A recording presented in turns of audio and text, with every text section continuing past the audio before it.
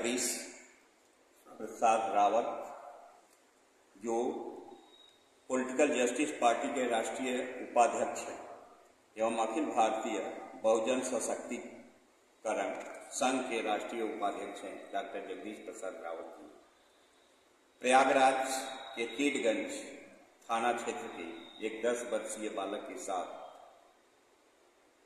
चर्चा है कि अप्राकृतिक दुष्कर्म करने के बाद दुष्कर्म करने वालों ने उसके सिर पर वार करके हत्या कर दिया। इस संबंध में डॉक्टर जगदीश प्रसाद कुछ कहना चाहते हैं, आप परिचय देते हुए बताएं।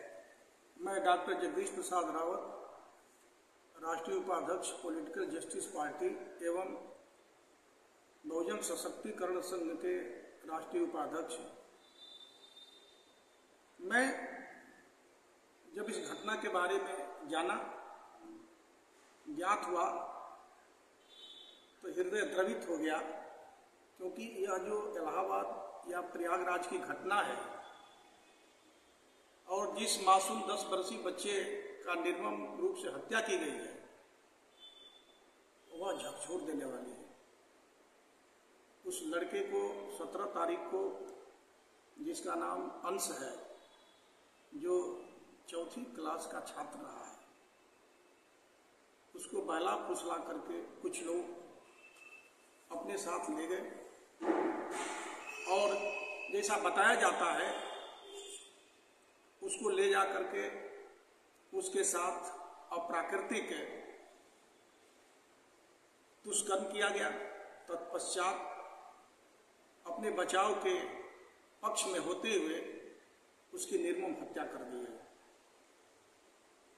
और ये लोग जो ये हत्यारे हैं या क्या इसकी पुष्टि हुई है कि उस बच्चे के साथ अप्राकृतिक दुष्कर्म हुआ है?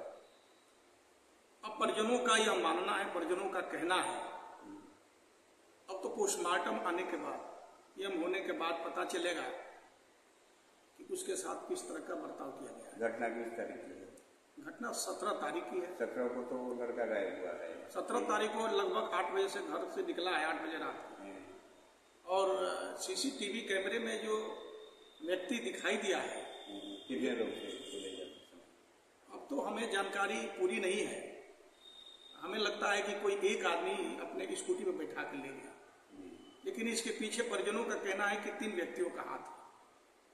उसके साथ अप्राकृतिक दुष्कर्म करने में 3 लोगों के साथ 3 लोगों का हाथ है और हत्या करने में भी 3 लोगों का। हाँ, हत्या करने में 3 लोगों का हाथ है।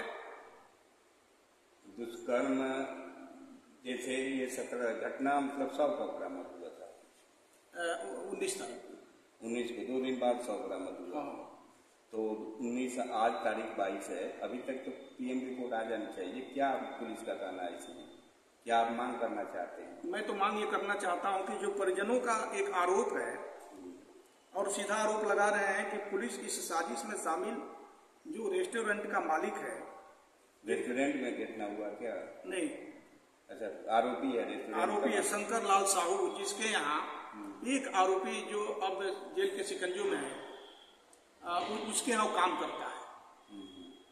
आरोपी उसके यहाँ काम करता है और उनको भी परिजन आरोपी बना रहे हैं। तो ऐसी स्थिति में जो साहू हैं, परिजन कहते हैं कि उनकी भी गिरफ्तारी होनी चाहिए और उनके विरुद्ध भी मुकदमा पंजीकृत होना चाहिए, तभी हमको न्याय मिल पाएगा। नहीं, जैसे परिजन तो कह रहे हैं कि उनकी भी गिरफ्तारी होनी चाहिए, तो क्या साक्ष्य मिला है कि जो साहू हैं वो भी उसमें संलिप्त हैं या उनके यहाँ वो काम करने वाला जो आरोपी है जिसके आधार पर उनको कह रहे हैं, इसकी पुष्टि कैसे होगी? पुलिस तो जांच, अब पुलिस जांच कर रही होगी। तहरीर क्या पड़ा है? तहरीर में तो जो उनकी माता है, उनकी माता के तरफ से ज्योति देवी है, उनके तरफ से FIR पंजीकृत कराया गया है।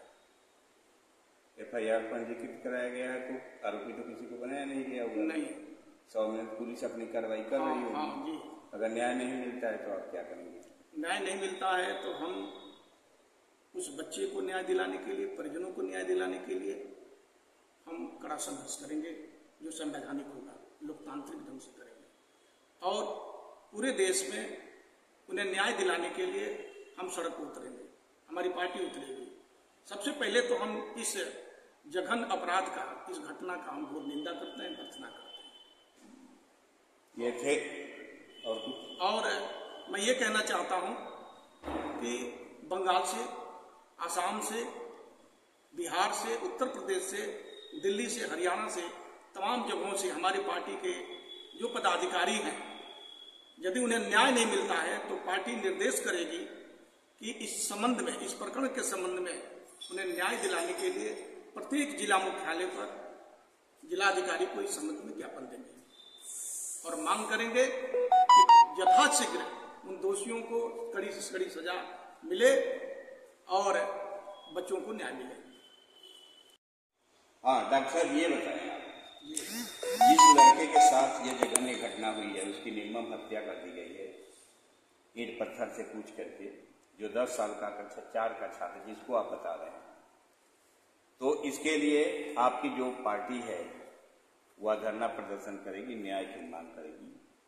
बाकी अन्य भी घटनाएं हुई है इलाहाबाद में देखा जाए तो वहां आपकी पार्टी कोई आवाज नहीं उठाई, जैसे अतीक अहमद के गुर्गों ने और वकील जो पवन पाल थे उनकी हत्या कर दी, या इस तरह की इलाहाबाद या अन्य जगहों पर जब घटनाएं होती है तो आपकी पार्टी कोई आवाज, क्या बात है विशेष तौर से कि उस लड़के के साथ आपकी पार्टी धरना प्रदर्शन करने के लिए बाध्य है?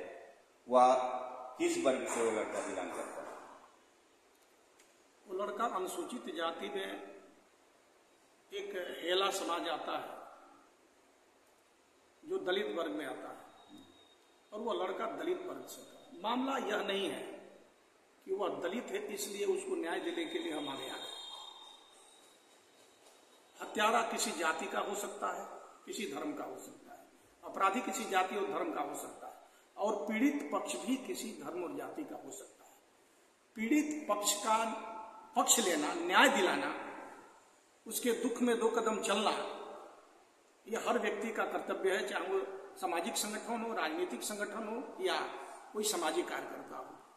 इसलिए पार्टी जो है उस लड़के को न्याय दिलाने के लिए, उसके परिजन को न्याय दिलाने के लिए पार्टी इस जघन्य अपराध के विरुद्ध में खड़ा होने के लिए अपनी आवाज बुलंद कर रही है।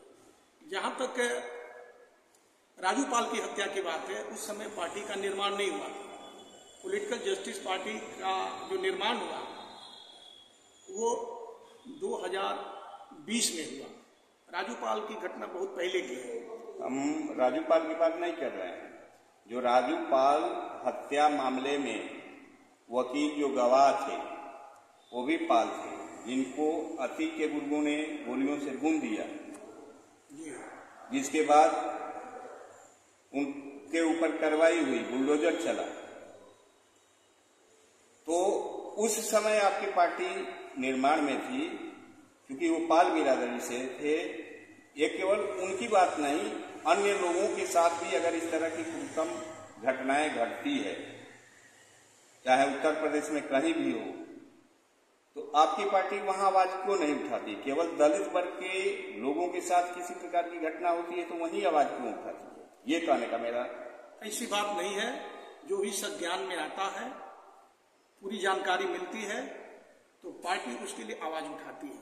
और हम किसी जात धर्म को लेकर के काम नहीं करते, न पार्टी काम करती है। पार्टी का उद्देश्य है इंसानियत और मानवता को स्थापित करना। जहां मानवता और इंसानियत होगी और उसका पक्ष लेना होगा, पार्टी उस पक्ष पर खड़ा होगी। हम धर्म और जात की राजनीति न करके, मैंने कहा धर्म और जाति से हट करके आज मानवता और इंसानियत के लिए प्रत्येक नागरिक की आवश्यकता है। हम पूरे भारतवर्ष के लिए काम करना चाहते हैं या करते हैं। और जहां तक अपराध का सवाल है, जहां कहीं भी अपराधी होंगे हम उनके विरोध में खड़े होंगे, लोगों को न्याय दिलाने के लिए। आज जैसे दावा किया जा रहा है कि अपराधी जेल में है, या योगी जी जैसे कहते हैं कि अपराधी या तो जेल में हो, नहीं तो प्रदेश छोड़ करके चले जाएं, नहीं तो ऊपर चले जाएंगे। इस संदर्भ में आप क्या कहना चाहते हैं? देखिए, अपराध को लगाम लगाने के लिए और पीड़ित पक्ष को न्याय देने के लिए ही न्यायालय बना हुआ है। और न्यायालय यदि अपने यहाँ से किसी पीड़ित पक्ष को न्याय देता है तो उसका वो धर्म है, उसकी वो जिम्मेदारी बनती है। इसलिए हम न्यायालय पर भरोसा करते हैं और न्यायालय तक पहुंचाने के लिए यदि स्थानीय स्तर पर, प्रशासनिक स्तर पर हमारी पार्टी की जरूरत होती है तो हम उन्हें मदद देने के लिए भी तैयार रहते हैं। अगर न्यायालय में मुकदमे चलते हैं, लंबे समय तक मुकदमे चलते हैं, लोगों को न्याय मिलते मिलते काफी समय बीत जाता है, पीड़ित पक्ष की भी कहीं मौत हो जाती है या न्याय पाने के दौरान जो अपराधी हैं उनकी भी मौत हो जाती है, जो बुलडोजर की ये कार्रवाई चल रही है तत्काल जो अपराधी कर रहे हैं, या पुलिस उनको पकड़ करके इनकाउंटर में भी मार गिरा रही है या पैर में गोली मार रही है, इस संदर्भ में आप क्या कहना चाहते हैं? हाँ, पहली बात तो यह है कि न्याय मिलने से पहले ही पीड़ित व्यक्ति शरीर छोड़ देता है, मर जाता है। तो मैं इसके लिए कहना चाहता हूं कि न्यायिक प्रक्रिया में त्वरित सुधार की जरूरत है, जिसे बहुत जल्दी लोगों को न्याय मिल सके। देर से न्याय मिलना भी एक तरह का अपराध ही है।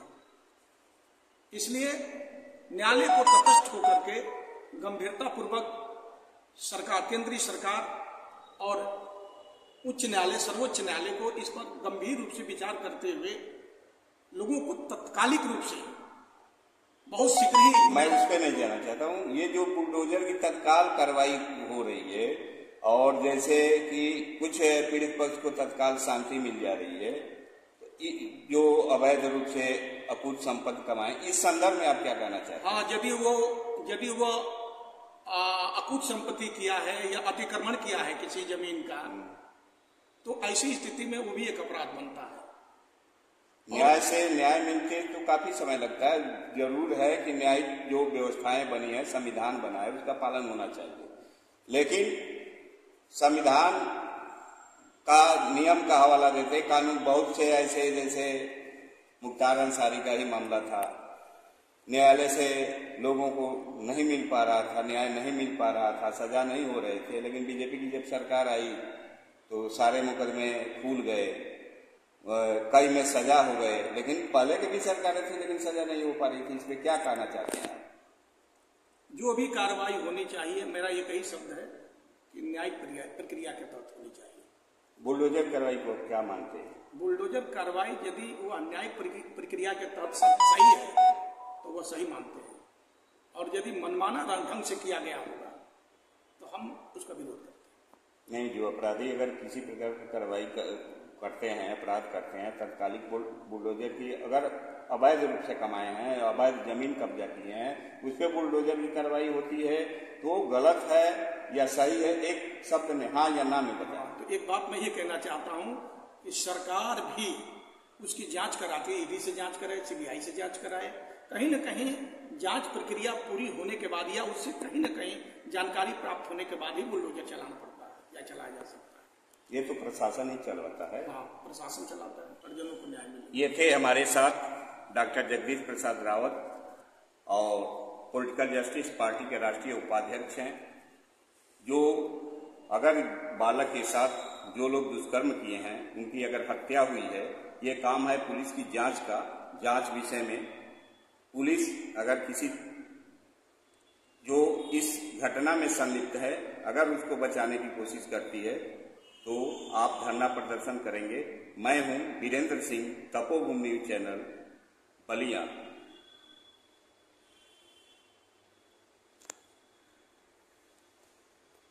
स्वादिष्ट फास्ट फूड के लिए आपको कहीं दूर जाने की आवश्यकता नहीं। मनिया बस स्टैंड, मीरा कटरा, बाबा सैद नाथ लाइब्रेरी के ठीक सामने चाइनीज फास्ट फूड की स्टॉल है।